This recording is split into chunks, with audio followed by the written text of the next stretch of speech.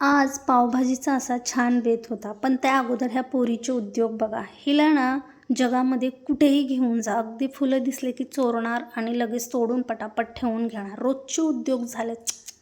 सुधारणार नाहीस गं तू, सुधारणार नाहीस. माहिती आहे ना हे सगळं करून काहीच नाही.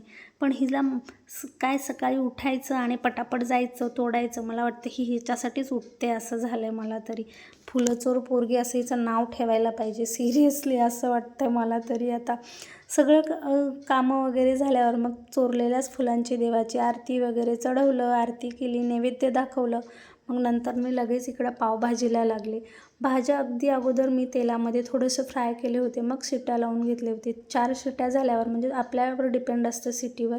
छान 3 ते 4 करून घ्यायचं. मग एव्हरेस्टचा मी इथं मसाला टाकलेला आहे. टोमॅटो, लसूण, अद्रकची पेस्ट टाकली होती. छान असं शिजवून घेतलं आणि ही माझी जी भाज्या होत्या ना, थोडंसं पाणी कमी झालं होतं म्हणून इकडे मी गरम पाणी ठेवले होते. मग तुम्हीसुद्धा थोडंसं गरम पाणीच टाका. थंड टाकल्यावर थोडीशी टेस्ट म्हणजे वेगळी लागते आणि हे टेस्टी लागतं गरम पाण्यामुळे. आणि 4 ते 5 मिनिट असं मी रट शिजायला लागली आपली पावभाजी. छान असे खूप टेस्टी झाली होती. आणि अंशूला ना चीज घालून खायचं होतं. मला अजिबात आवडत नाही म्हणून मी त्याला म्हणलं तुझं तू एका डिशमध्ये करून तुझं तू खा. मग त्याला मी सगळं एका डिशमध्ये पूर्ण असं गार्निश करून दिले होते. मग त्याने चीज आपण स्वतः खिसून मग त्यावर स्प्रेड करून मग त्याने खाल्लं. मग आम्ही सर्वांनी मिळून खाल्लं. खूप छान आणि खूप टेस्टी झालं होतं. आजचा व्हिडिओ असा होता. कसा वाटला तुम्हाला नक्की कमेंटमध्ये सांगा. बाय.